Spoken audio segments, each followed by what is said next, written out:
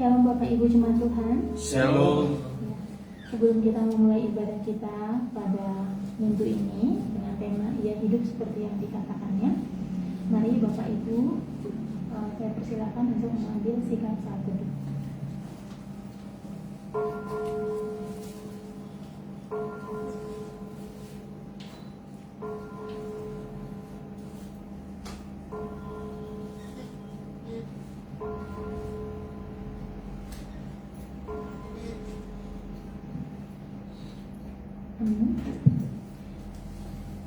Kita puji Tuhan dengan nyanyian NRM 3, Hormat Bagi Allah Bapa.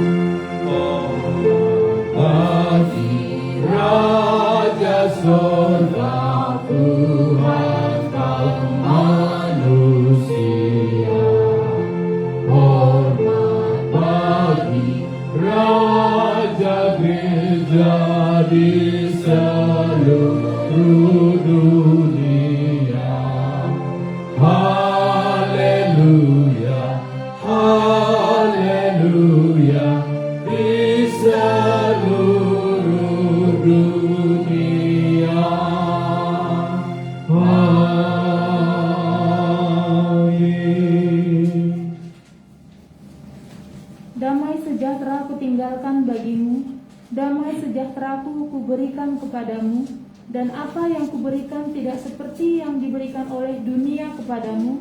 Janganlah gelisah dan gentar hatimu. Pertolongan kepada kita adalah di dalam nama Tuhan Allah yang menciptakan langit, bumi, alam semesta dan segala isinya. Turunlah kiranya atas kita sekalian anugerah dari Allah Bapa, Anak dan Roh Kudus. Amin. Jiwaku pun memujimu, sungguh besar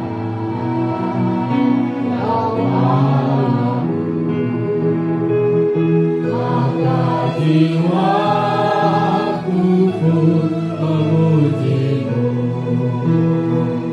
sungguh besar Kau Allahku.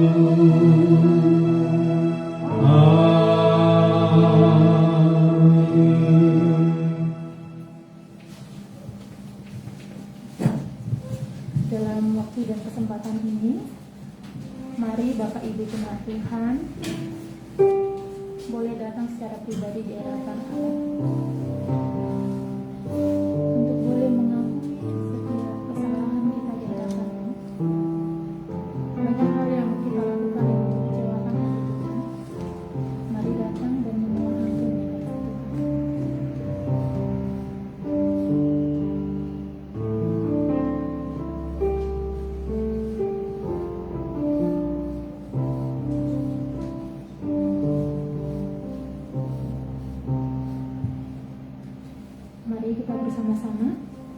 Bapa kami yang di surga, dengan kasih-Mu Engkau telah menjadikan kami, dan dengan kasih-Mu Engkau telah menjaga kami, dan dengan kasih-Mu Engkau juga hendak menjadikan kami sempurna. Dengan rendah hati kami mengaku bahwa kami tidak mengasihi-Mu dengan segenap hati, roh, jiwa, dan seluruh tenaga kami. Kami juga tidak mengasihi sama kami manusia, sebagaimana Kristus telah mengasihi kami. Memang Engkau di dalam kami, tetapi nafsu kami telah membuat kami lupa akan kehendak-Mu. Ampunkan kami Bapa, dan tolonglah kami, agar kami bertobat dari dosa-dosa kami, dan dari hidup kami yang salah itu. Pimpinlah kami dengan Roh-Mu, agar kami dapat berlaku seperti yang Engkau kehendaki, sehingga kami dapat masuk ke dalam kemuliaan yang sempurna daripada ciptaan-Mu demi Yesus Kristus Tuhan kami. Amin. Hendaklah damai sejahtera Kristus memerintah dalam hatimu, karena untuk itulah kamu telah dipanggil menjadi satu tubuh, dan bersyukurlah. Mari kita berdoa. Bapa kami, Bapa kami yang di surga, dikuduskanlah nama-Mu, datanglah kerajaan-Mu, jadilah kehendak-Mu di bumi seperti di surga. Berikanlah kami pada hari ini makanan kami yang sesungguhnya, dan ampunilah kami akan kesalahan kami, seperti kami juga mengampuni orang yang bersalah kepada kami. Dan janganlah membawa kami ke dalam pencobaan, tetapi lepaskanlah kami dari yang jahat, karena Engkau yang punya kerajaan, dan kuasa, dan kemuliaan sampai selama-lamanya. Amin.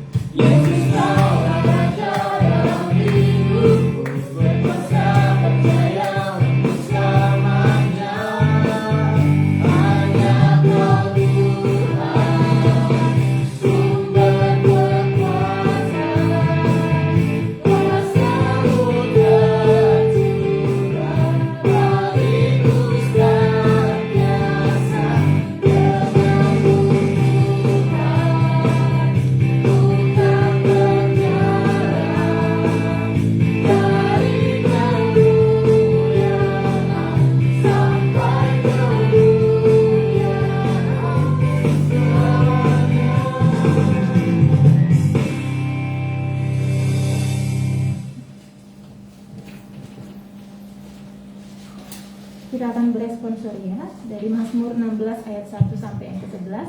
Ayat yang pertama akan dimulai dari saya, ayat yang kedua Bapak Ibu sekalian, dan pada ayat yang terakhir kita akan bersama-sama. Miktam dari Daud, jagalah aku ya Allah, sebab padamu aku berlindung. Aku berkata kepada Tuhan, Engkaulah Tuhanku, tidak ada yang memperbaiki selain Engkau. Orang-orang kudus yang ada di tanah ini, merekalah orang mulia yang selalu menjadi kesukaanku. Bertambah besar kesediaan orang-orang yang mengikuti Allah lain. Aku tidak akan ikut mempersembahkan perpetualan mereka yang dari darah. Juga tidak akan menyebut nama mereka di bibirku. Ya Tuhan, Engkaulah bagian warisanku dan pialaku. Engkau sendirilah yang meneguhkan bagian yang diundikan kepadaku. Tali pengukur jatuh bagiku di tempat-tempat yang bermain. Dia milik pusakaku menyenangkan hatiku. Aku memuji Tuhan yang telah memberi nasihat kepadaku. Ya, pada waktu malam hati nuraniku mengajari aku. Aku senantiasa menghadap kepada Tuhan, karena Ia berdiri di sebelah kananku. Aku tidak goyah. Sebab itu hatiku bersukacita dan jiwaku bersorak-sorak, bahkan tubuhku akan diam dengan tentram. Sebab Engkau tidak menyerahkan aku ke dunia orang mati, Dan tidak membiarkan orang kudus-Mu melihat kebinasaan. Engkau memberitahukan kepadaku jalan kehidupan. Di hadapanmu ada sukacita berlimpah-limpah, di tangan kananmu ada nikmat senantiasa.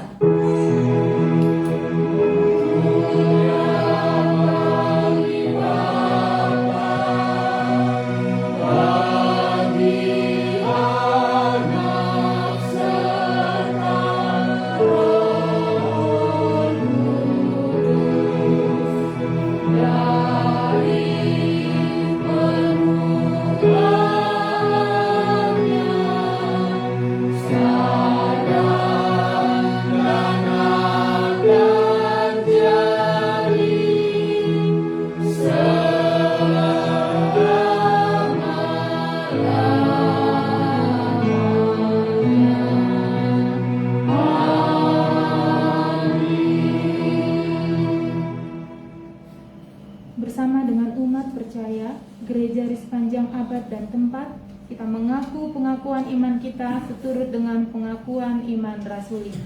Aku percaya kepada Allah, Bapa yang Maha Kuasa, Khalik langit dan bumi, dan kepada Yesus Kristus, Anaknya yang tunggal Tuhan kita, yang dikandung daripada Roh Kudus, lahir dari anak darah Maria, yang menderita sengsara di bawah pemerintahan Pontius Pilatus, disalibkan, mati dan dikuburkan, turun ke dalam kerajaan maut, pada hari yang ketiga bangkit pula dari antara mati, naik ke surga, duduk di sebelah kanan Allah, Bapa yang Maha Kuasa, dan akan datang ke sana untuk menghakimi orang yang hidup dan yang mati.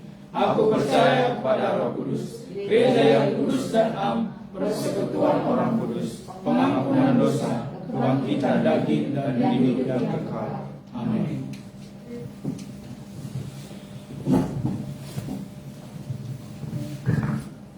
Pembacaan epistel.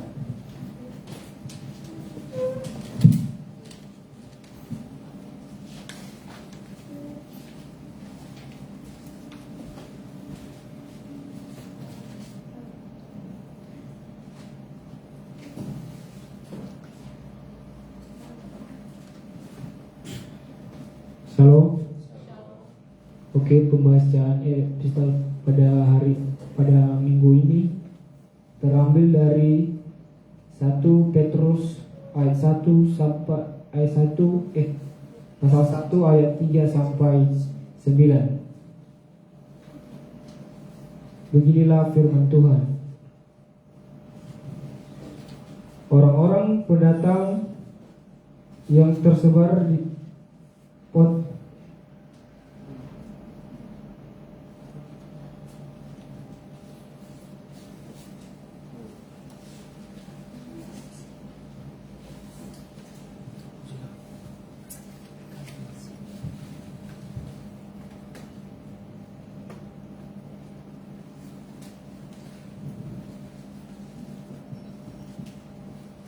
Terpujilah Allah dan Bapa Tuhan kita Yesus Kristus, yang karena rahmat-Nya yang besar telah melahirkan kita kembali oleh kebaikan Yesus Kristus dari antara orang mati pada suatu hidup yang penuh pengharapan, untuk menerima suatu bagian yang tidak dapat binasa, yang tidak dapat cemar, dan yang tidak dapat layu, yang tersimpan di sorga bagi kamu, yaitu kamu yang dipelihara dalam kekuatan Allah karena imanmu, sementara kamu menantikan keselamatan yang telah tersedia untuk dinyatakan pada zaman akhir. Bergembiralah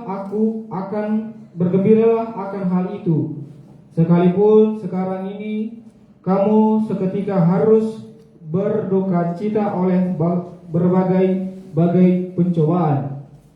Maksud semuanya itu ialah untuk membuktikan kemurnian imanmu yang jauh lebih tinggi nilainya daripada emas yang fana, yang diuji kemurniannya dengan api, sehingga kamu memperoleh puji-pujian dan kemuliaan dan kehormatan pada hari Yesus Kristus menyatakan dirinya. Sekalipun kamu belum pernah melihat Dia, namun kamu mengasihinya. Kamu percaya kepada Dia, sekalipun kamu sekarang tidak melihatnya. Kamu bergembira karena sukacita yang mulia dan tidak terkatakan, karena kamu telah mencapai tujuan imanmu, yaitu keselamatan jiwamu. Amin.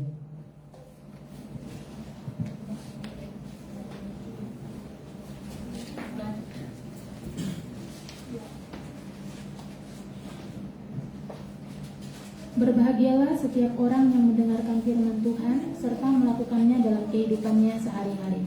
Amin. Jika ada Bapak, Ibu, atau saudara-saudara sekalian yang ingin menyampaikan cinta kasih Tuhan melalui pujian atau kesaksian dengan kasih Kristus, disilakan.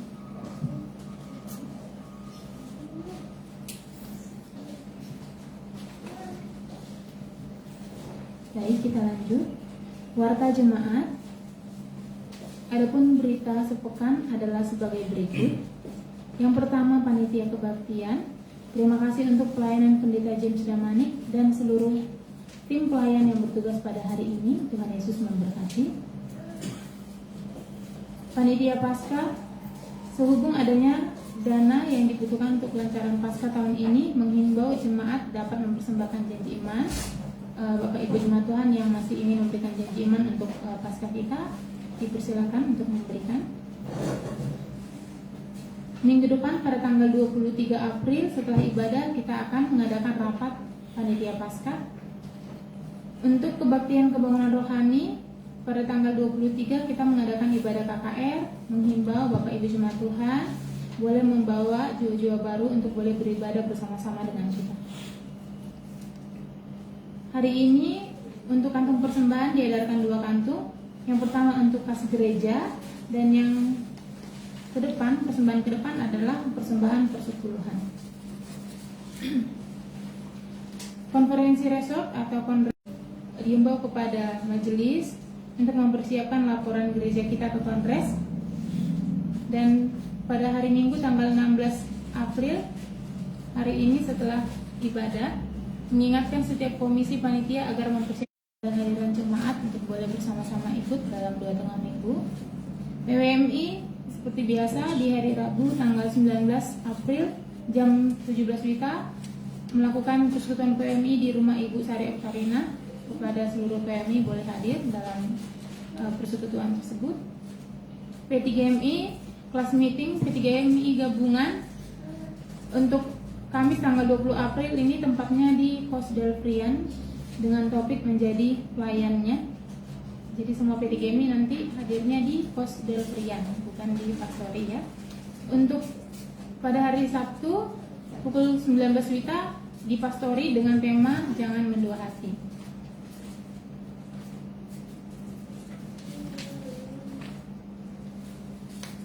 Mengingatkan kembali untuk pelayanan dan tata ibadah yang akan melayani pada Minggu 23 April. Untuk pelayan firman Ibu Evangelis Novia Daud, liturgis Ibu Charles Eviati, pemandu pujian Mas Dayanti dan Werni, pemusik Shosen Anton dan Schubert, pembacaan epistel Yoel Tandi, doa syafaat Pendeta James Damani, persembahan Boenius Kobogau, operator streaming Yelprian Daci, operator LCD Apriani Gultom, penyambut jemaat Suryani dan Juliana, dan yang akan memimpin sekolah minggu Ibu Charles Eviati. Mengingatkan kembali kepada setiap nama-nama yang sudah disebutkan, boleh mempersiapkan diri masing-masing. Demikianlah warta kita pada minggu ini. Tuhan Yesus memberkati. Kita kembali memuji Tuhan, pujian seperti yang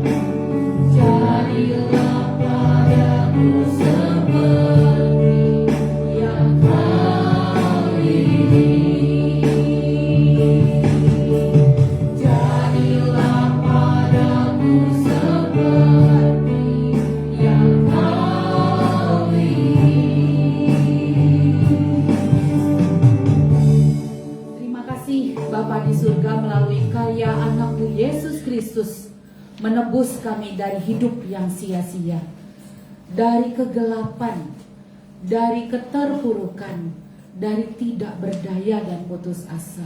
Engkau telah mati bagi kami, menebus kami ke dalam hidup yang kekal, ke dalam hidup yang berlimpah-limpah, ke dalam hidup yang penuh kemenangan. Dan oleh kuasa kebangkitan-Mu ya Bapa, segala jerih lelah kami tidak sia-sia. Segala pelayanan kami menjadi kemuliaan bagi nama Tuhan. Segala usaha kami dihargai oleh-Mu ya Bapa. Kami ucapkan syukur, sembah, hormat kami kepadamu Tuhan, yang begitu baik kepada kami. Kami berdoa bagi bangsa dan negara kami yang tercinta.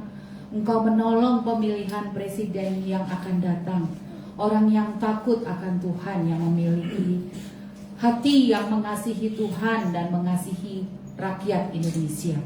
Kami serahkan ke dalam tangan-Mu Bapa kegerakan-kegerakan di dalam negara kami, supaya semua yang korupsi, yang melakukan kejahatan menjadi semakin takut, menjadi bertobat, dan anak-anak Tuhan yang ada di pemerintahan semakin memperhatikan sesama, menjadi teladan, sehingga nama Tuhan dimuliakan.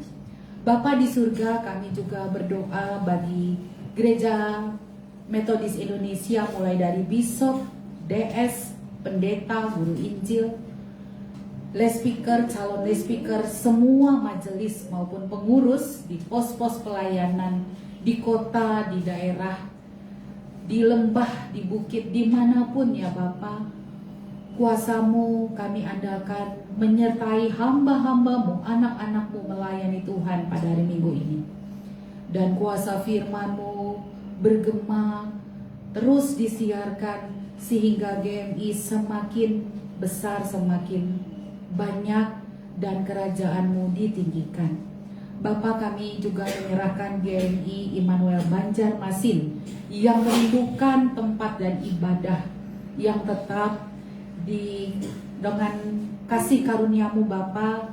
Kami bersepakat, tumpang tangan, berseru, berdoa kepadamu untuk tanah dan rumah tua yang ada di ujung Kalimantan II yang akan kami beli.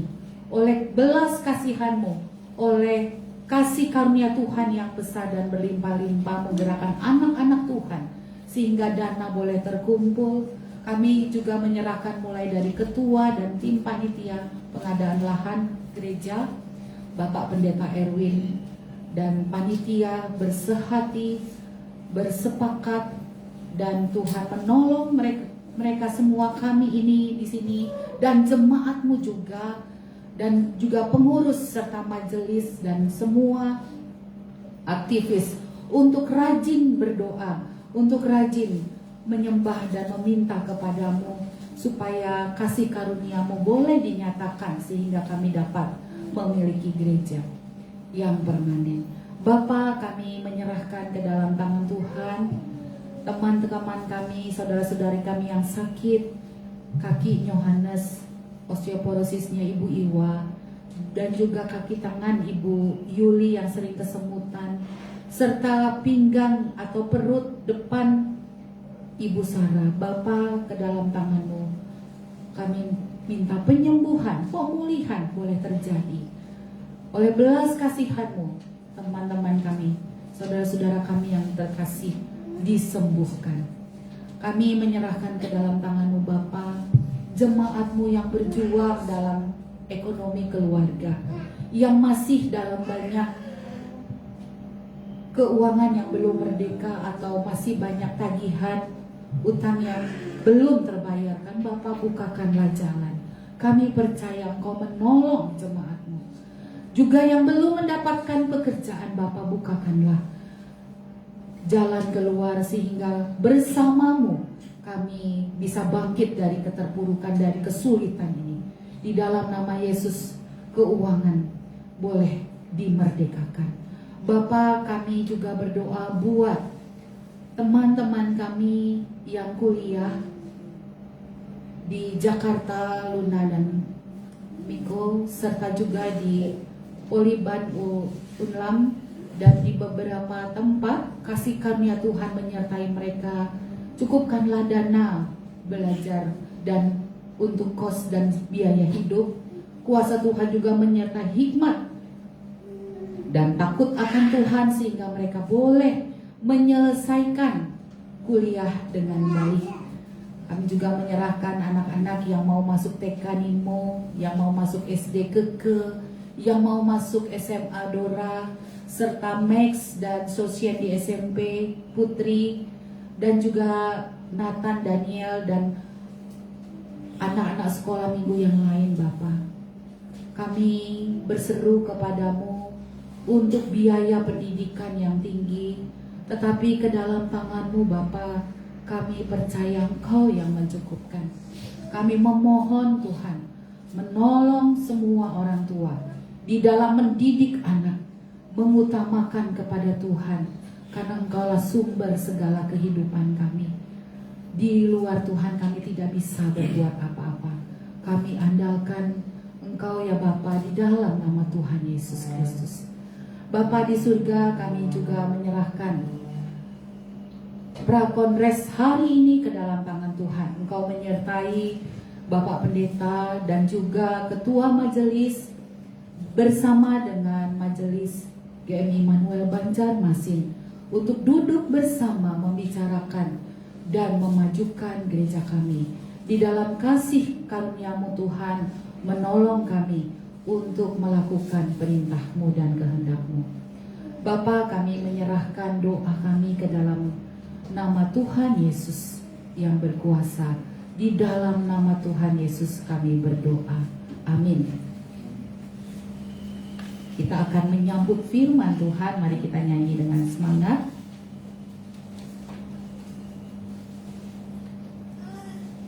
Kasih yang terindah.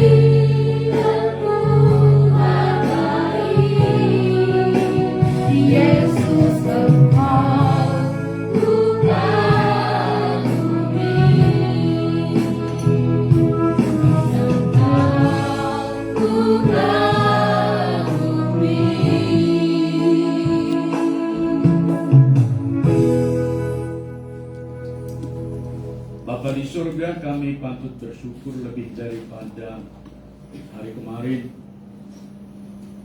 lebih daripada minggu lalu dan tahun lalu, sebab hari ini ada yang baru Tuhan nyatakan kepada setiap kami secara pribadi, sehingga kami semakin dapat mengerti arti dan tujuan kebangkitan-Mu kepada diri setiap kami pribadi, ya Tuhan. Oleh karenanya Bapa, berbicaralah, sapalah kami secara lembut sesuai dengan pergumulan-pergumulan setiap kami dan keadaan kami masing-masing. Tolonglah kami Bapa, karena kami berseru di dalam nama Yesus, nama yang berkuasa, yang tetap setia antara perkataan dan perbuatannya. Inspirasi bagi kami hari ini dalam nama Yesus, kami menyambut firman. Haleluya. Amin. Silakan duduk Bapak Ibu, saudaraku yang mengasihi Tuhan.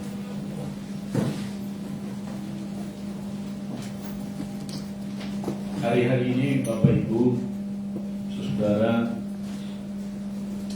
banyak kita lihat di media sosial statement ataupun postingan-postingan yang meremehkan dan menghujat Yesus Kristus. Beberapa orang memberikan pertanggungjawaban iman mereka menjawab, tetapi beberapa orang juga membiarkan, dan ada yang malah ikut menyahut, mungkin karena dia tidak puas dengan Yesus selama hidupnya. Tetapi pada pagi hari ini Bapak Ibu saudaraku, kita disapa oleh firman Tuhan yang tentunya berbicara kepada kita secara pribadi dan memberikan kepada kita satu pencerahan baru yang menguatkan iman, tetapi juga menampilkan sosok pribadi yang berani menunjukkan pertanggungjawaban iman itu sendiri. Mari kita membuka satu bagian firman yang diberikan kepada kita sesuai dengan Almanak Gereja Metodis dari Injil Yohanes pasal yang ke-20 ayat yang ke-19 sampai dengan 31. Agak panjang memang, tapi saya akan membaca keseluruhan sebab saya bersuka cita. Sebab saya pulih penglihatan saya, Bapak Ibu. Beberapa bulan yang lalu saya merasa katarak sebelah kiri, dan didiagnosa sebelah kanan juga katarak. Di laser beberapa kali ya. Tetapi dokternya terkejut. Dokter spesialis mata bagian submata retina, Dokter Eti di Rumah Sakit Uli. Yang kanan makin baik Pak. Iya, puji Tuhan saya bilang. Dan tidak perlu operasi lagi. Saya mengimani Bapak Ibu, kuasa firman itu masih ada sampai hari ini. Kuasa mujizat Yesus itu masih ada sampai hari ini. Karena saya berdoa, Tuhan, saya kan hamba Tuhan. Kalau saya sampai tidak bisa melihat, bagaimana saya membaca firman? Memang bisa banyak alat bantu, tapi saya kurang leluasa. Kan hamba Tuhan berdoa matanya, pendengarannya, dan mulutnya. Saya selalu berdoa, Tuhan, setiap pagi saya terus jangan sampai mencong ke kiri atau ke kanan. Sebab kalau sudah sampai mencong, saya lihat ada dosen kami stroke, lalu ini ke kiri. Kalau dia khotbah kita ngerti sebenarnya, tapi jadi ketawa dalam hati karena antara yang diomong dengan vokalnya itu berbeda. Dia menyebut potong ayam menjadi totong ayam. Karena ini kan tidak bisa ngomong B, jadi sudah menjadi T. Dan banyak kata-kata lain, kadang kita jadi ketawa. Maka saya berpikir, Tuhan, peliharalah mulutku. Kan kalau kaki masih bisa naik kursi roda, khotbah. Kalau tangan kan masih bisa, tidak apa-apa. Tapi kalau sampai ini pendengaran dan juga mata, dan tentu daya ingat ya Bapak Ibu. Saya akan membaca untuk kita sekalian demikian firman Tuhan. Ketika hari sudah malam pada hari pertama minggu itu, berkumpullah murid-murid Yesus di suatu tempat dengan pintu-pintu yang terkunci, karena mereka takut kepada orang-orang Yahudi. Pada waktu itu datanglah Yesus dan berdiri di tengah-tengah mereka dan berkata, "Damai sejahtera bagi kamu." Dan sesudah berkata demikian, ia menunjukkan tangannya dan lambungnya kepada mereka. Murid-murid itu bersukacita ketika mereka melihat Tuhan. Kata Yesus sekali lagi, "Damai sejahtera bagi kamu, sama seperti Bapa mengutus aku, demikianlah juga sekarang aku mengutus kamu." Dan sesudah berkata demikian, ia mengembusi mereka dan berkata, "Terimalah Roh Kudus.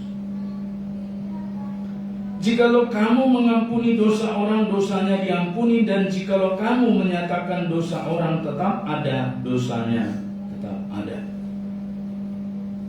Tetapi Thomas, seorang dari ke-12 murid itu yang disebut Didimus, tidak ada bersama-sama mereka ketika Yesus datang ke situ. Maka kata murid-murid yang lain itu kepadanya, "Kami telah melihat Tuhan." Tetapi Thomas berkata kepada mereka, "Sebelum aku melihat bekas paku pada tangannya, dan sebelum aku mencucukkan jariku ke dalam bekas paku itu, dan mencucukkan tanganku ke dalam lambungnya, sekali-kali aku tidak akan percaya." 8 hari kemudian murid-murid Yesus berada kembali dalam rumah itu, dan Thomas bersama-sama dengan mereka. Sementara pintu-pintu terkunci, Yesus datang, ia berdiri di tengah-tengah mereka dan berkata, "Damai sejahtera bagi kamu." Kemudian ia berkata kepada Thomas, "Taruhlah jarimu di sini dan lihatlah tanganku, ulurkanlah tanganmu dan cucukkanlah ke dalam lambungku, dan jangan engkau tidak percaya lagi, melainkan percayalah." Thomas menjawab dia, "Ya Tuhanku dan Allahku." Kata Yesus kepadanya, "Karena engkau telah melihat aku, maka engkau percaya. Berbahagialah mereka yang tidak melihat namun percaya." Memang masih banyak tanda-tanda lain yang dibuat Yesus di depan mata murid-muridnya yang tidak tercatat dalam kitab ini. Tetapi semua yang tercantum di sini telah dicatat supaya kamu percaya bahwa Yesuslah Mesias, Anak Allah, dan supaya kamu oleh imanmu memperoleh hidup dalam namanya. Maka kata Yesus sekali lagi, "Damai sejahtera bagi kamu, sama seperti Bapa mengutus aku, demikianlah juga sekarang aku mengutus kamu." Sedemikian jauh pembacaan firman Tuhan ini, Bapak Ibu, saudaraku yang mengasihi Tuhan. Tentu yang berbahagia adalah setiap kita yang membaca, tetapi juga merenungkan dan mempraktekkan firman Tuhan ini siang dan malam dalam kehidupan kita. Haleluya. Ia hidup seperti yang dikatakannya. Bapak Ibu, saudaraku, Injil Yohanes yang kita baca pasal 20 ayat 19 sampai dengan 31 barusan,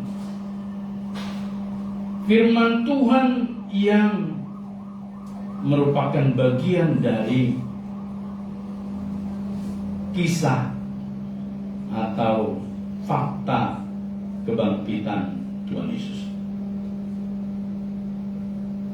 Sebab kebangkitan itu artinya hidup. Bukan bangkit artinya setengah hidup. Perhatikan dan cek di dalam Kamus Besar Bahasa Indonesia, bangkit itu artinya hidup. Artinya juga dijelaskan di sana hidup lagi. Setelah beberapa waktu lamanya mengalami kematian jasmani, atau dengan kata lain mati total. Kematian itu ada beberapa jenis. Ada yang disebut dengan kematian separatis. Satu bagian tubuh itu utuh, tetapi beberapa bagian di dalamnya itu sudah ada yang mati. Dan menurut catatan sejarah, otak manusia itu makin lama akan mengecil setelah pertumbuhannya maksimal, mencium, sehingga mati beberapa sel dan tidak bisa dibaharui, sehingga ditunjukkan dengan mulai kehilangan ingatan-ingatan. Dan beberapa sel-sel bagian tubuh lagi yang disebut dengan otot, ada yang mati. Walaupun berada di dalam tubuh itu, tetapi kondisinya sudah mati seperti engsel, tidak bisa digerakkan. Sehingga ditunjukkan dengan gerak badan yang mulai terseok-terseok. Ada kita menemukan umur kesekian orang menyeret kakinya, dan seterusnya. Dan yang lebih ekstrim ada lagi yang disebut dengan kematian suri. Bukan Suryani maksudnya ya. Kematian suri artinya beberapa bagian dalam tubuhnya masih berfungsi, tapi lebih dominan sudah total berhenti. Misalnya matanya, telinganya, lidahnya, dan otot-ototnya sudah mulai tidak berfungsi, tetapi jantungnya masih ada, memompa. Itu sebabnya badannya tetap hangat. Yang lain sudah mulai tidak berfungsi. Dan yakin denyut nadinya kadang-kadang ada. Saya waktu kecil menyaksikan orang yang mati suri. Pada waktu saya kelas 1 SD itu di kampung kami, tidak semua orang dialiri listrik. Tahun 77, saya SD kelas 1 tahun 77 Bapak. Hanya yang di pinggir jalan raya itu ada penerangan listrik, yang di dalam-dalam enggak. Konon karena kesulitan pemasangan tiang dan seterusnya. Lalu ada satu anggota jemaat kita, orang tua itu meninggal. Tentu bapak saya sebagai penantua ikut. Saya anak yang bungsu suka ikut dengan beliau itu. Nanti saya digendong naik sepeda, lalu sampai di rumah itu sudah gelap. Sudah diagendakan dibuatlah penghiburan dengan lampu seadanya, obor, teplok dan segala macam. Bernyanyi, gak bisa membaca pada masa itu. Semua orang dibacakan 2 baris, dinyanyikan, dibacakan 2 baris, dinyanyikan. Nah, dalam musik gitar ataupun keyboard seperti sekarang ini, maka sia-sia gitar itu dan keson itu. Ada yang memberi tapi tidak ada yang memakai. Pada waktu itu tidak ada, jadi tidak bisa dipakai. Itu bedanya dengan gereja kita. Yang menarik Bapak Ibu saudaraku, saya sebagai anak-anak dulu dengan si oknum itu, kakek itu yang meninggal ini, nggak ada petinya, karena petinya pada waktu itu dari bambu saja dibelah-belah, tertaruh di situ. Saya duduk dan seperti orang-orang lain pegang-pegang tubuhnya, saya pun ikut-ikutan. Nah, anehnya saya anak-anak itu pada masa itu kok nggak takut, dan pegang-pegang kakinya. Lama-lama saya pegang-pegang badannya, selama-lama saya pegang-pegang tangan sopungin, karena saya kenal persis. Kalau kami ke ladang yang dekat rumah si opung itu, dia selalu memberikan saya jambu dan makanan-makanan tanamannya. Jadi saya tahu dia orang baik.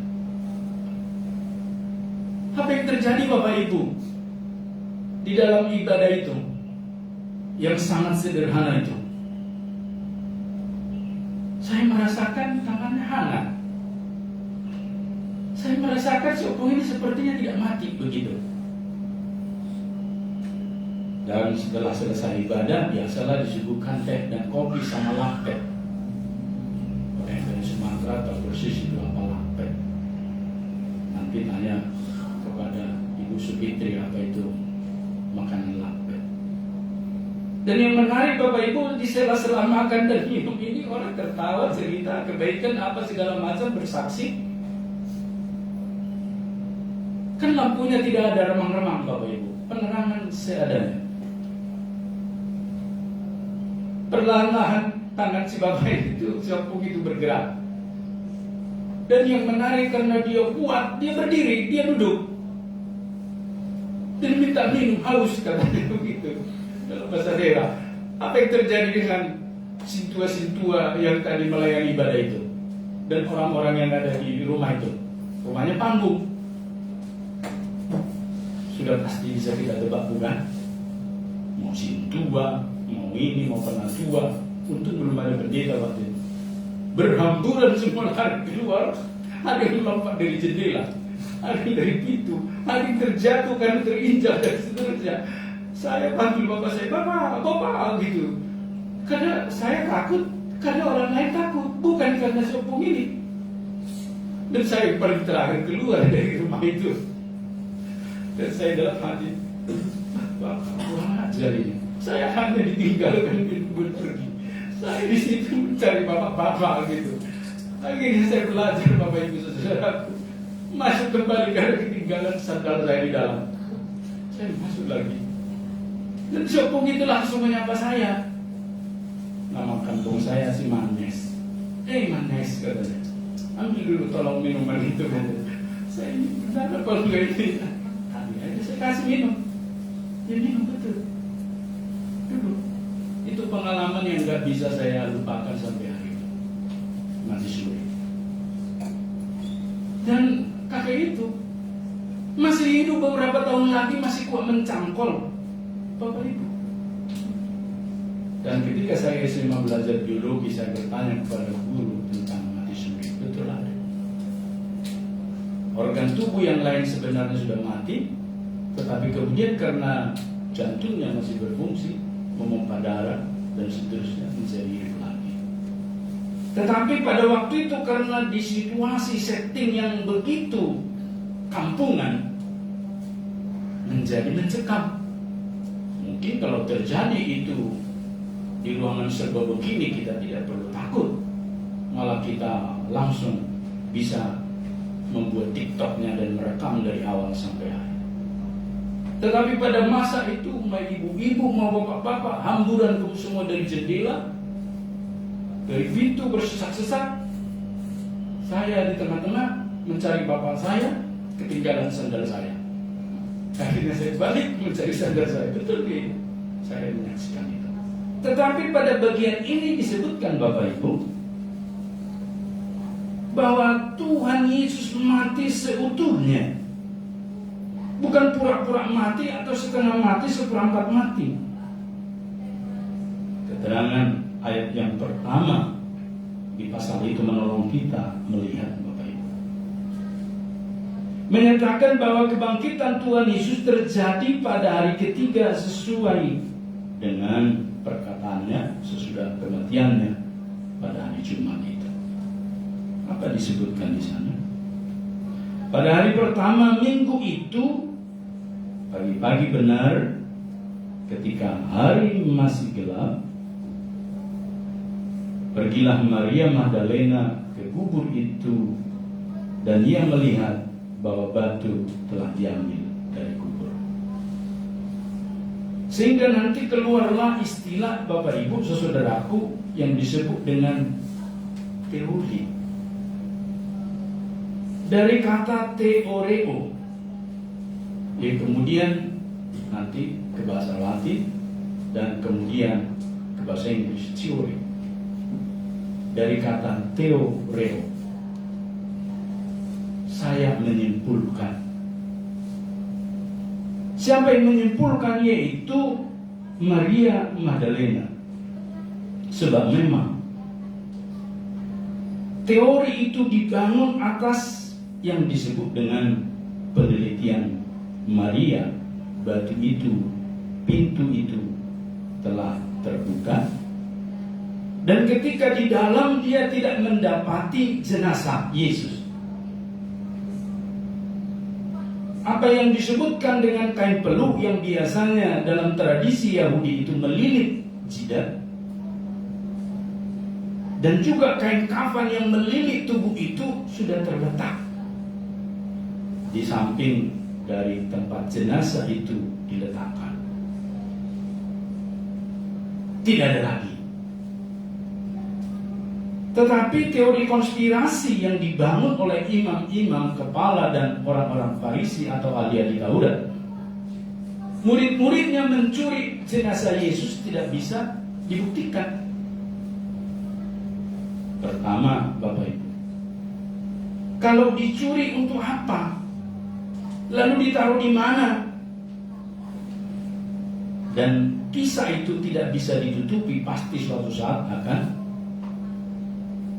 terbongkar, sebab di daerah bergurun pasir seperti itu jenazah tidak bisa dibiarkan, harus di tempat yang lembab seperti gua tempat Yesus dimakamkan itu.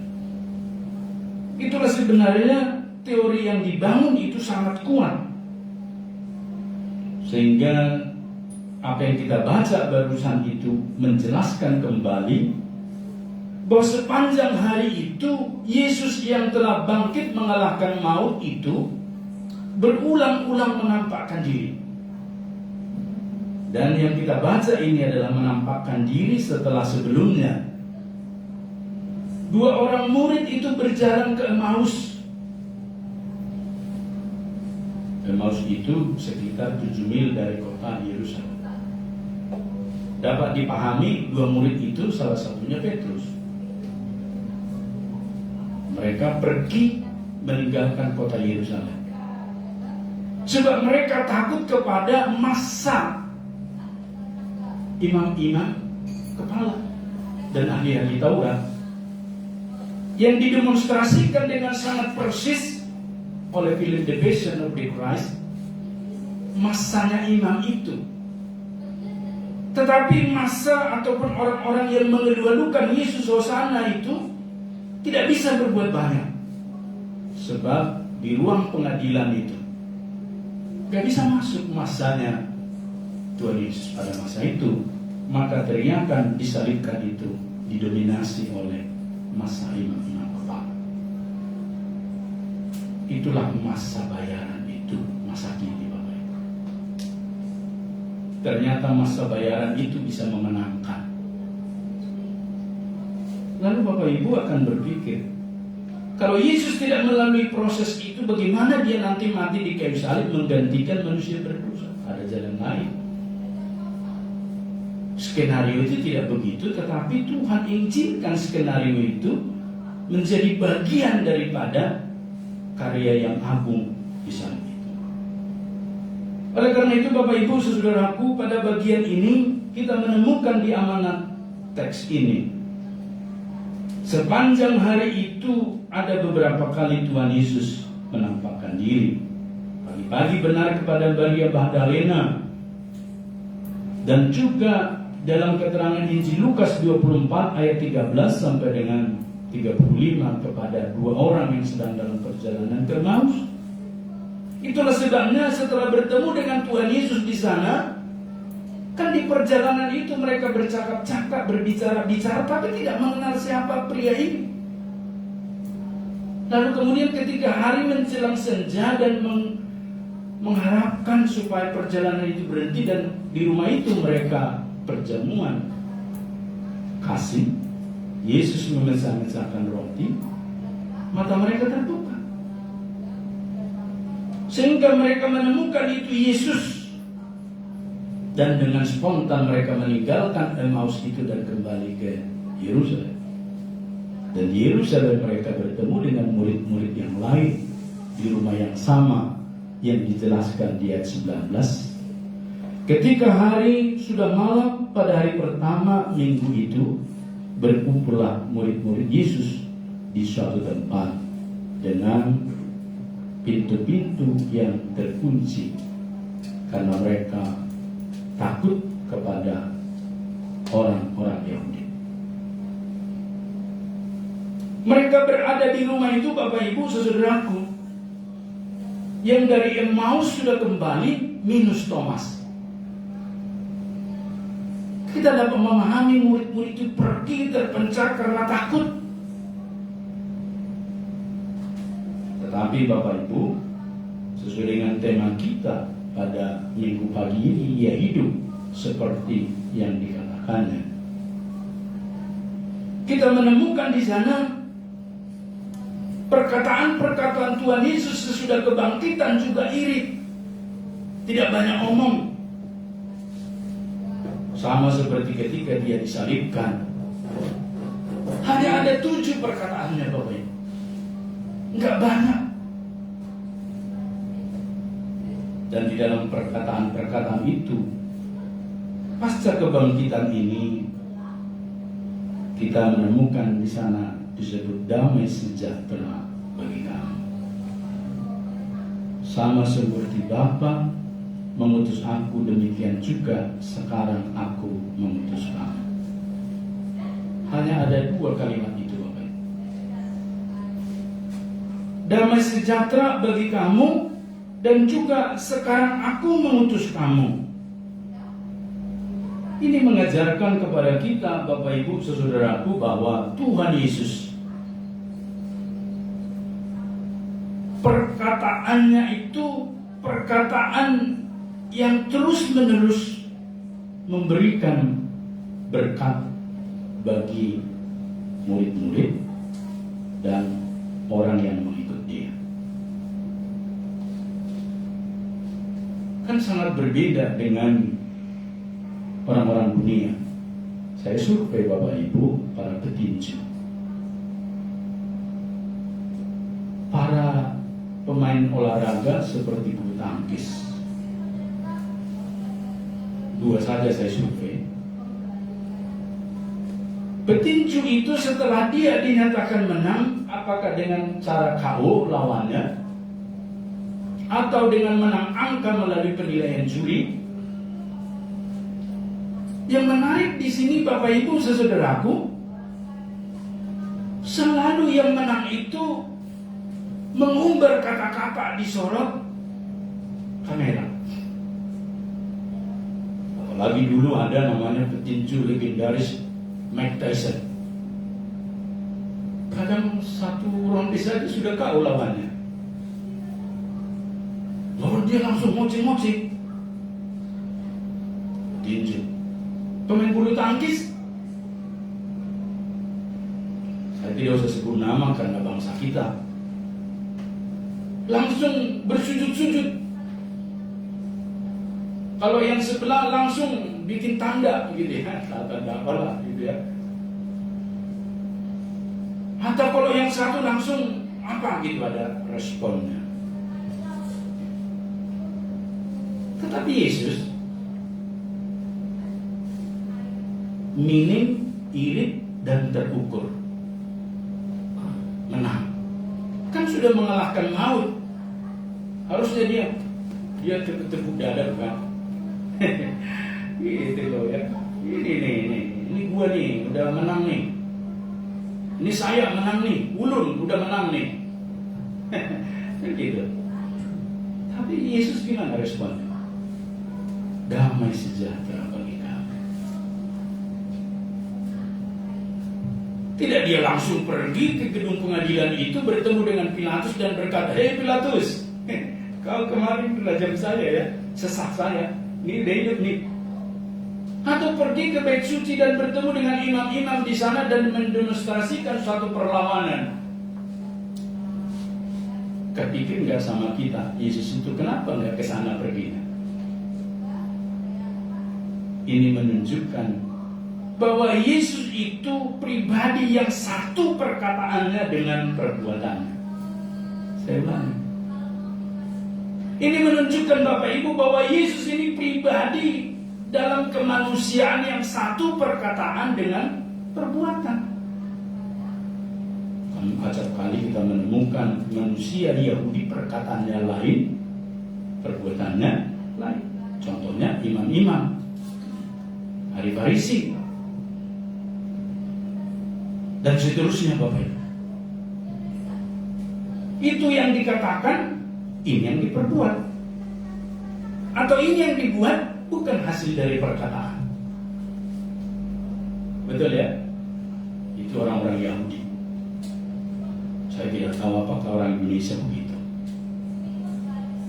Apakah kita yang di ruangan ini juga begitu? Perkataan kita lain, perbuatan kita lain. Lain di bibir, lain di hati. Lah, kok ada istilah itu ya? Berarti Indonesia dengan mereka pun hampir sama. Tapi saya yakin tidak di ruangan ini. Amin Bapak Ibu.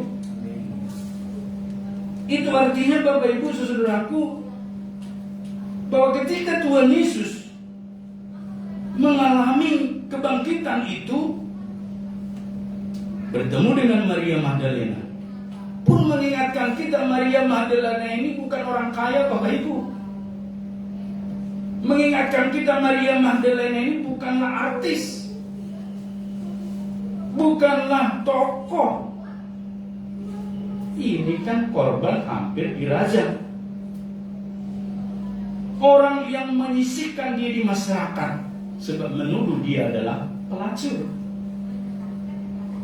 Tetapi yang dituduh pelacur itu Bapak Ibu, yang mau dirajam itu, yang ditangkap itu, mempersembahkan 1 tahun penghasilannya kepada Tuhan Yesus. Setengah kati minyak narmas murni. Wow, keren. Jikalau upah pada hari itu 1 dinar 1 hari, harga itu kan 300 dinar. Jikalau penghasilan 1 tahun itu diserahkan kepada Yesus hanya untuk kaki meminyaki kakinya Bapak Ibu, menyeka dengan lampunya, tahu perempuan seperti apa itu? Saya belum pernah bertemu seseorang pengusaha penghasilannya setahun kasih ke gereja. Belum. Malah ada pengusaha begini. Pada waktu dia penghasilannya 10 juta 1 bulan, dia ekspedisi kapal. Gampang dia memberi persepuluhan 1 juta. Paling depan dia 1 juta setiap tahun. Tapi mendadak ekspedisinya ke Afrika, penghasilannya 100 juta 1 bulan. Lalu ditelepon saya, "Pak Pendeta, kita ketemuan yuk." "Di mana, Mak?" "Di Pramuka." "Yang kau ke Jakarta, pergilah ke Jalan Pramuka. Semua makanan yang membuat TV kita cembung ada di sana. Mulai dari panggang, saksang, rica-rica, semua ada di sana. Kita pilih semua." Dan dia bergumul, "Pak Pendeta, kemarin-kemarin itu kan 3 tahun saya penghasilannya sekian. Tapi sekarang penghasilan saya besar sekali. persepuluhan saya 10 juta. Bahkan yang terakhir 20 juta karena masuk 200 juta.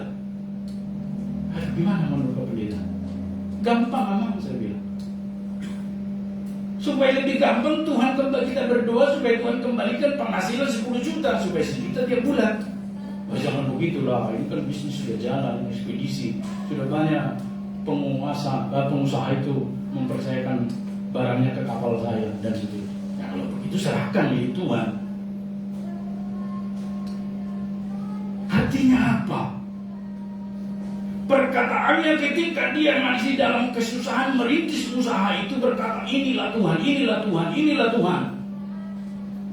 Tapi ketika Tuhan, anakku yang setia, nah, tambah, yang kurang, tambah. Maka penghasilannya sampai setengah M, kadang-kadang 1 bulan. Berapa persepuluhannya? 500 juta? 50 juta. Tidak muat di amplop 50 juta kalau harga 100.000 penuh. Saya beritahu begitu, akhirnya dia bilang, akhirnya dia sesuai dengan firman Tuhan. Sebab bagi dia ternyata Yesus menginspirasi. Bagaimana dengan kita hari ini? Amanat teks ini sangat jelas berbicara kepada kita Bapak Ibu bahwa ketika Tuhan Yesus bangkit itu mengalahkan maut, tidak ada rasa sombong, pongah, meremehkan, merendahkan orang-orang yang telah menyalibkan dia. Berarti perkataannya waktu perkataan salib yang pertama, ya Bapa ampunilah mereka sebab mereka tidak tahu apa yang mereka perbuat, dipraktekkan kan? Ampuni betul-betul. Sangat berbeda dengan orang-orang Yahudi pada masa itu. Mengampuni tapi tetap mengingat. Mengampuni tetapi tidak ikhlas. Maka bagi kita hari ini di dalam teks ini disuguhkan 3 hal yang menonjol, yaitu yang pertama perkataan Tuhan Yesus sesudah kebangkitannya dengan 2 kalimat itu, berarti Tuhan Yesus memberkati. Mari kita perkatakan memberkati. Sehingga Bapak Ibu saudaraku, memberkati ini bukan lagi bagian perintah, tapi gaya hidup, style. Delphian ini gaya hidupnya memberkati ya.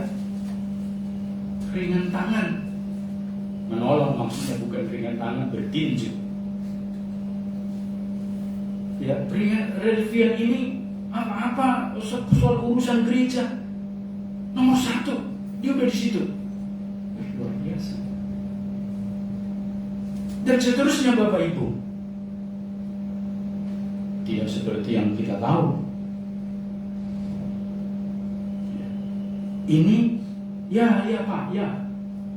Tapi ianya itu di mana ekornya kita pun tidak tahu. Termasuk saya Bapak Ibu dulu.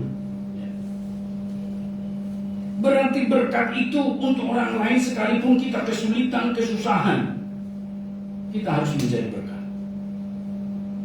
Apa kira-kira dari 2 kata? Damai sejahtera bagi kamu, Juli. Berarti lebih mengutamakan kesenangan, kemakmuran, kesejahteraan Yuli daripada dirinya. Saya berbincang-bincang dengan beberapa orang, teman-teman, membahas ini dulu. Dan mereka berkata, Yesus ini kok nggak berpesta ya? Kan kebangkitan, kok dia tidak merayakan dengan pesta, tapi kok malah memberkati. Berarti Tuhan Yesus tidak materialistis. Bagi dia yang penting murid-murid itu diberkati, lalu kemudian diutus. Dan yang kedua, tindakannya itu Bapak Ibu, ia menunjukkan dirinya yang sebenarnya, tangannya yang berlubang, paku, bekas paku dan lambungnya. Dia tidak menutup-nutupi dirinya. Bisa enggak dia menutupi dirinya? Bisa. Seperti lagu-lagu sandiwara itu. Bisa enggak dia poles-poles? Bisa. Tapi dia mau tampil apa adanya sesudah kebangkitan itu. Tangan itu masih berlobang, lambung itu masih berlobang. Cucukkan jarimu, katanya kepada Thomas. Bukan maksudnya Bapak Ibu saudaraku supaya nanti akan ada peristiwa Thomas. Bukan. Dia mau menunjukkan dirinya yang sebenarnya. Oh, keren bukan? Jadi kebangkitan itu memberikan pemulihan untuk menunjukkan diri yang sebenarnya. Dan murid-murid itu nanti juga yang sebenarnya.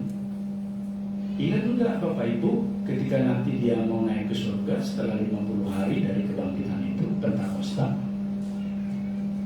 dia kan cerita santai-santai sambil jalan. Tidak ada satu pesta di sana yang menunjukkan satu euforia. Dan Bapak Ibu, yang kedua, ia mengembusi mereka untuk menerima Roh Kudus. Dengan kata lain apa Bapak? Berkorban lagi, memberi lagi, sekalipun itu adalah anugerah. Tetapi Tuhan memberikan, Tuhan terus memberi, Tuhan terus memberi. Kadang-kadang saya berpikir ini Tuhan yang luar biasa. Sesudah kebangkitan dia masih memberi, karena dia tahu kelemahan murid-murid itu tanpa Roh Kudus tidak bisa berbuat. Dan kesimpulannya Bapak Ibu di teks ini, Tuhan Yesus benar-benar bangkit dari kematian dan memberi hidup. Tidak sekedar berada di dalam hidup itu, tapi memberi hidup. Siapa yang diberikan hidup? Murid-murid. Orang banyak. Sampai beberapa ribu tahun kepada kita hari ini masih memberi hidup. Siapakah yang membangkitkan? Tuhan Yesus kalau begitu. Maka Tuhan Yesus bangkit dari kematian karena perkataannya sendiri. Ada beberapa teori Bapak Ibu di luar sana yang menyatakan Yesus bangkit karena Tuhan Allah Bapa membangkitkan dia. Nanti keliru. Allah Anak berarti tidak sama hakikatnya dengan Allah Bapa. Berarti saksi Yehova benar. Ada juga teori yang menyatakan bahwa Tuhan Allah membangkitkan dia sesuai dengan kesepakatan mereka di kekekalan. Itu kan rekayasa Bapak Ibu. Nanti kita kerjakan ini ya, kira-kira 10 tahun lagi nanti kau begini ya, kan rekayasa. Teori konspirasi. Nanti kita sama dengan Mormon. Artinya kita menyatakan bahwa semua yang ada tertulis di Alkitab ini ciplakan dari kekekalan. Nah, itu prinsipnya Mormon. Maka bagi mereka kan salah satu contoh pernikahan ilahi. Sehingga mereka boleh poligami. Nah, itu karena katanya di sana banyak orang kawin mawin sama dengan ajaran si Muhammad. Di tetangga kita ada 72 bidadari. Tetapi yang benar Bapak Ibu Saudaraku, menurut firman Tuhan, perkataan Tuhan Yesus itu adalah sabda, firman. Baik di kekekalan maupun di dalam daging itu, ketika dia berdaging, itu sabda, firman. Maka kita menemukan di sini kesaksian dari ahli-ahli Taurat. Apa kesaksiannya Bapak Ibu? Kesaksian ahli Taurat di dalam Injil Lukas 24 ayat 63 sampai 64. Dan mereka berkata, Tuhan, kami ingat bahwa si penyesat itu sewaktu hidup berkata, sesudah 3 hari aku akan bangkit. Karena itu perintahkanlah untuk menjaga kubur itu sampai hari yang ketiga. Jikalau tidak, murid-muridnya mungkin datang untuk mencuri dia, lalu mengatakan kepada rakyat, ia telah bangkit dari antara orang mati, sehingga penyesatan yang terakhir akan lebih buruk akibatnya daripada yang pertama. Bapak Ibu Saudaraku, ini kan contoh bahwa ahli-ahli Taurat, orang Farisi dan orang banyak sudah mendengar perkataan-perkataan Tuhan Yesus yang santer menyatakan, sesudah 3 hari aku akan bangkit. Berarti perkataan-perkataan itu adalah sabda. Maka itulah perkataan yang berkuasa dan membangkitkan Tuhan Yesus.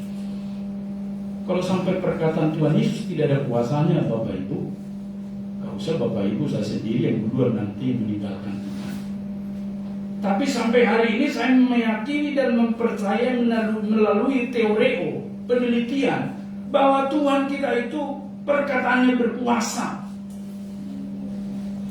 Itulah sebabnya orang percaya berdoa, Tuhan mendengar. Itulah sebabnya orang percaya menyembah Tuhan, menjadikan itu senang sebagai persembahan rupa yang harum dan seterusnya. Artinya selama pelayanannya semua orang sudah mendengar perkataan Tuhan Yesus tentang kebangkitannya. Dapat disebut Tuhan Yesus mempraktekkan satunya kata dengan perbuatan. Apa yang dia perbuat adalah sesuai dengan perkataannya, dan apa yang dikatakannya pasti dia perbuat. Pribadi yang excellent, bukan? Tuhan Yesus adalah sosok manusia sejati yang konsisten. Sebab hanya pribadi yang demikianlah yang disebut dengan sosok yang sejati.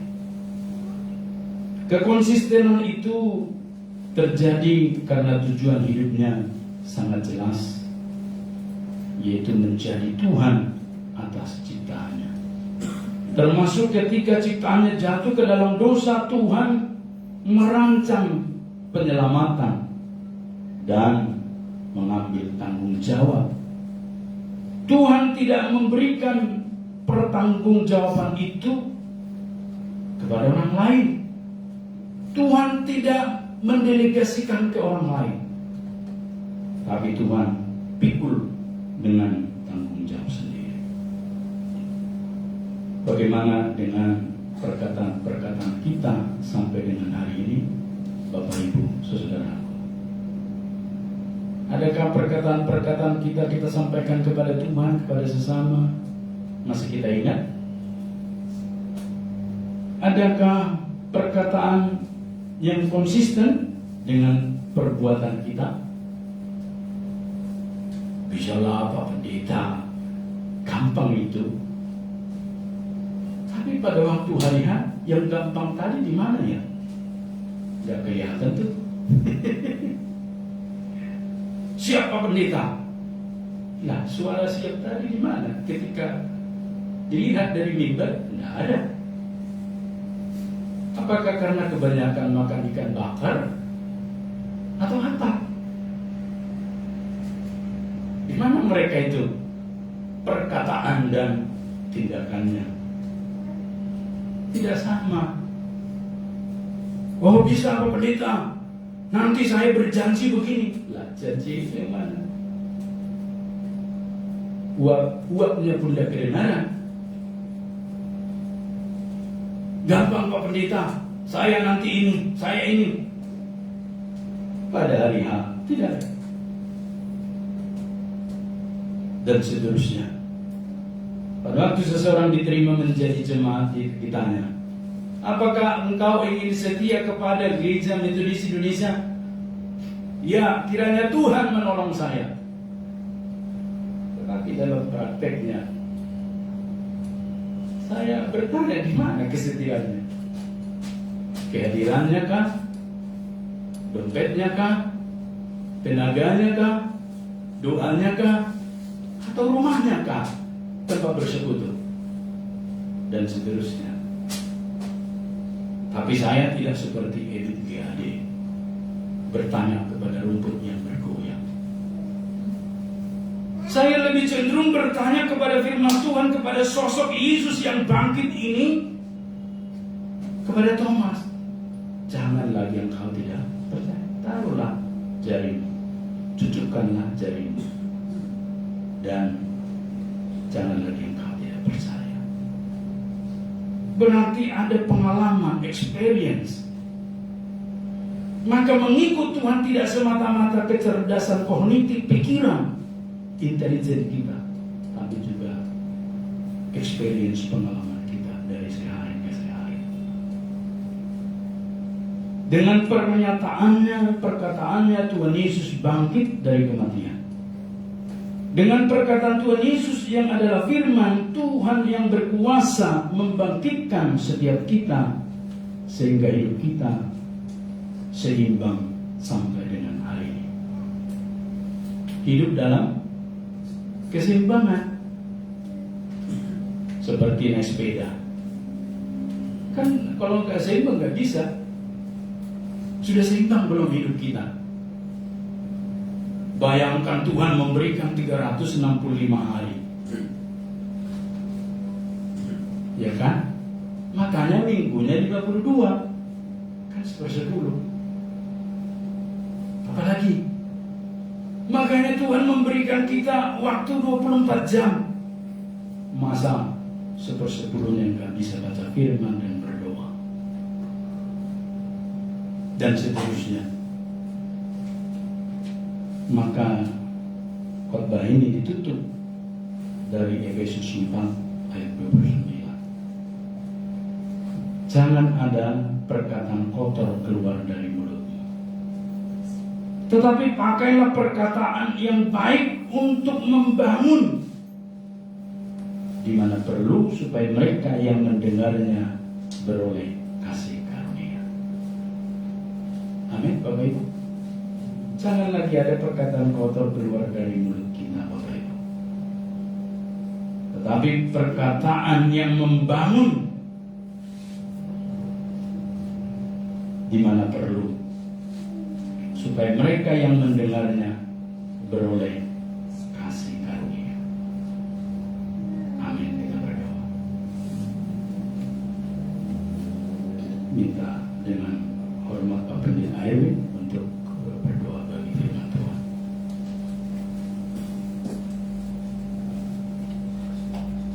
Bapa di surga, pada pagi ini kami bersyukur karena kembali Tuhan memberkati kami dan memberikan kesegaran secara rohani kepada kami melalui kebenaran firman Tuhan yang boleh memberikan pelajaran-pelajaran penting kepada setiap kami, ya Tuhan, bahwa kami harus memiliki keseimbangan di dalam hidup kami.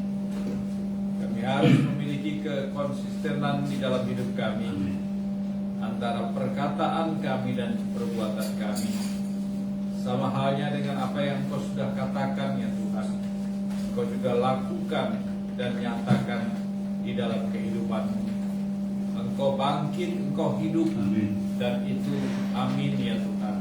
itu sungguh-sungguh terjadi. Bahkan ketika Thomas tidak percaya, Tuhan membuktikan kehidupannya di hadapan Thomas. Kami bersyukur ya Tuhan, bahwa semua ini memberikan kepada kami sebuah pelajaran penting untuk kami boleh hidup dengan sungguh-sungguh di hadapan Tuhan, antara perkataan, pikiran, dan kenyataan. Dan biarlah ya Tuhan, kami boleh belajar hidup dengan apa yang kami boleh dengarkan dan renungan pada pagi hari ini. Berkati hamba-Mu Pak Jem yang sudah berlelah di dalam mempersiapkan renungan pagi ini ya Tuhan. Biarlah Tuhan boleh terus pakai hamba-Mu ini untuk menjadi saluran berkat bagi setiap kami jemaat-Mu di tempat ini. Maka Tuhan, di sela-sela kesibukan dari kuliah hamba-Mu ini, Tuhan juga berikan kekuatan dan kesehatan, hikmat, akal budi yang bertambah-tambah, supaya Pak James dapat menyelesaikan studi S3-nya dengan baik dan tepat waktu. Terima kasih Bapak, kami berdoa bersyukur di dalam nama Tuhan Yesus. Amin. Amin. Terima kasih Pak.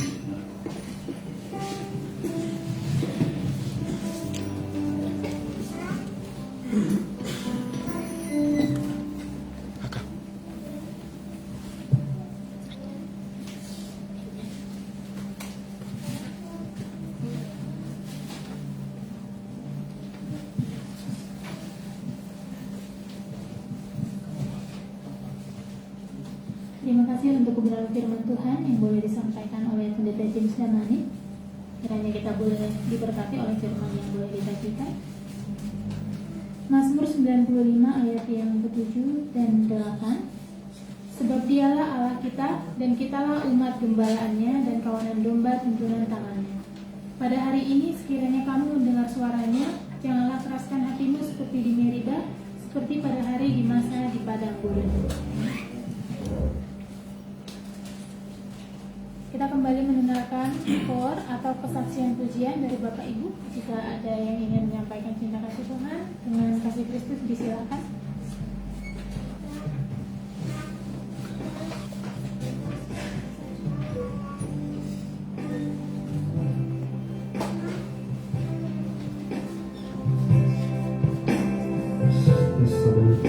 Shalom jemaat Tuhan yang terkasih dalam nama Tuhan Yesus. Baik, pada saat ini saya akan mempersembahkan yaitu sebuah kesaksian ya, dengan menyanyikan lagu Saat Ku Renungkan.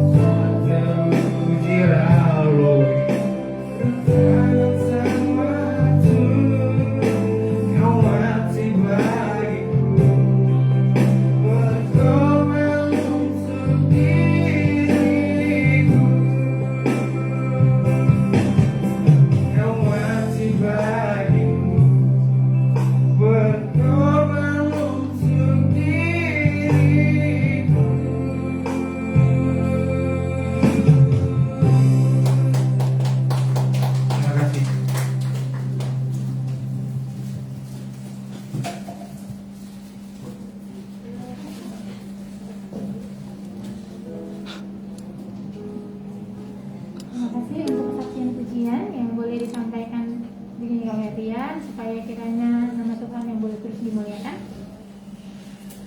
Kita akan mengumpulkan persembahan kita sebagai ayat persembahan. Muliakanlah Tuhan dengan hartamu dan dengan hasil pertama dari segala penghasilanmu, maka lumbung-lumbungmu akan diisi penuh sampai melimpah-limpah, dan bejana pemerahmu akan meluap dengan air buah anggurnya. Kita mengumpulkan persembahan sambil menyanyikan Anak Allah Yesus namanya.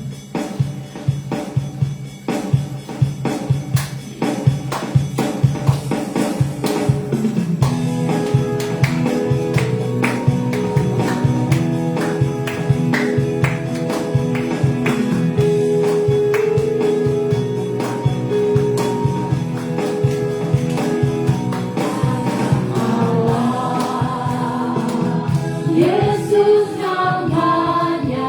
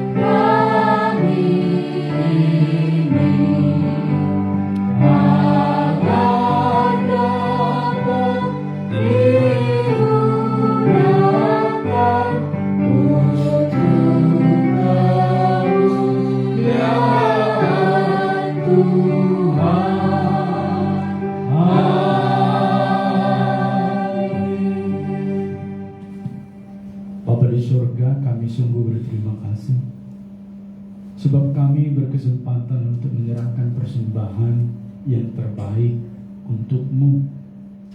Sebab Engkau telah memberkati kami lebih dari yang kami pikirkan.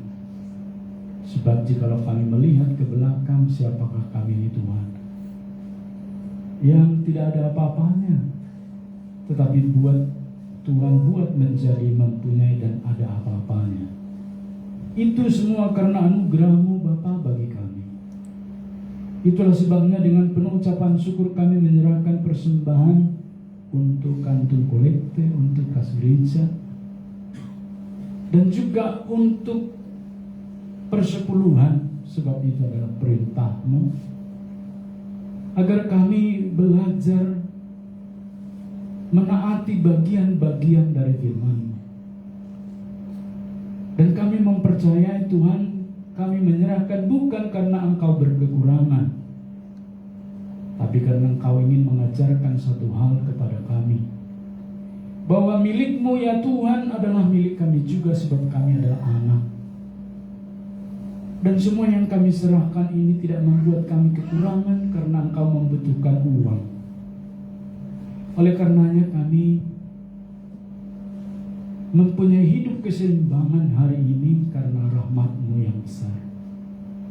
Terimalah persembahan kami ini Bapa, karena kami menyerahkannya di dalam satu nama, Tuhan Yesus, Tuhan Juru Selamat kami yang hidup. Kami berdoa dan menyerahkan persembahan kami ini. Amin.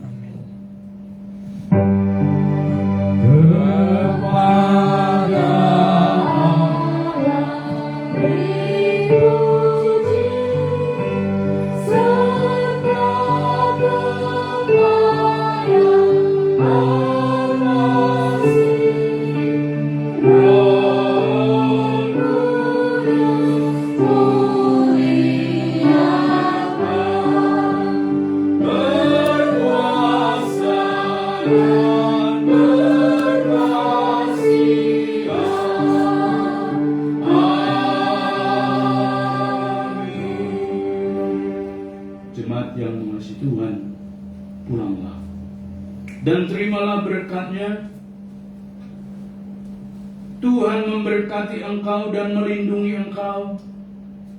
Tuhan menyinari engkau dengan wajah-Nya dan memberi engkau kasih karunia. Tuhan menghadapkan wajah-Nya kepadamu dan memberi engkau damai sejahtera dari sekarang, besok, bahkan sampai selama-lamanya, sampai Yesus datang kedua kalinya. Amin.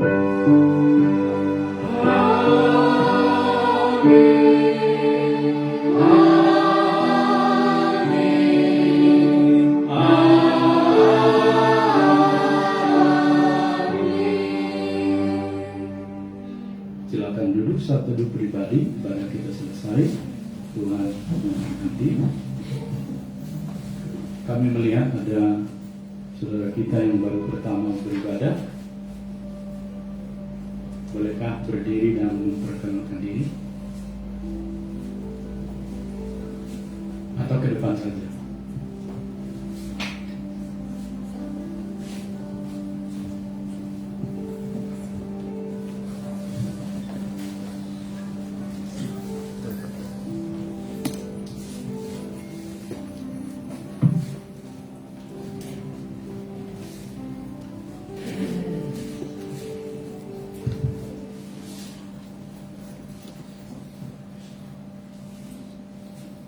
Shalom. Shalom. Sekali lagi shalom. Ya, puji Tuhan. Baik, terima kasih karena Tuhan.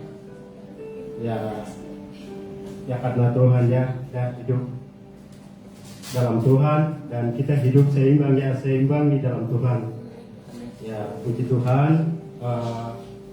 Sesuai dengan Pak Pendeta tadi sampaikan. Jadi dalam Tuhan itu enggak sia-sia. Ya, jadi untuk perkenalkan saya, nama saya Amos Sitlai,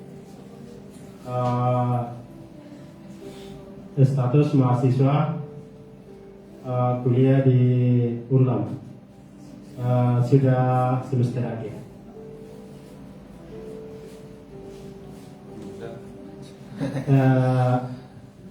Semester 10 saya lagi mau selesai. Jurusan sosiologi antropologi. Terima kasih perkenalkan dari saya, sekian dan terima kasih. Memberkati Amos, namanya Amos ya. Baik, kita bersalam-salaman, kita naikkan pujian kita dalam Yesus kita berserah. Sambil kita salami Amos, orang yang baru, supaya dia minggu depan juga bisa hadir.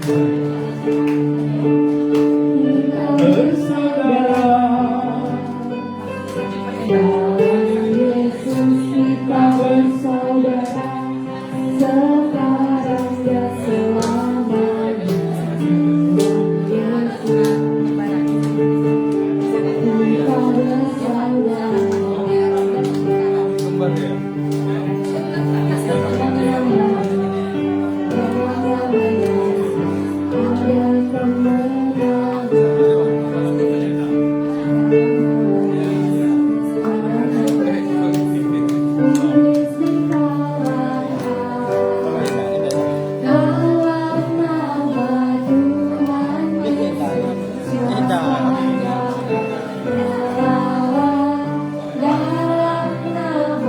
Tuhan Yesus.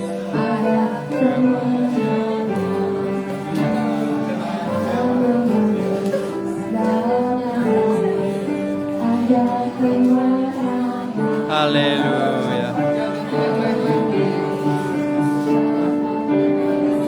Iblis dikalahkan.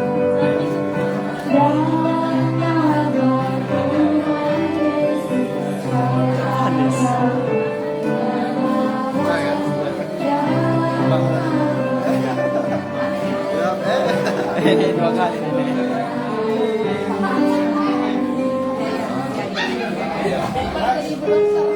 iya, untuk hari ini. Besok-besoknya jadi ibu.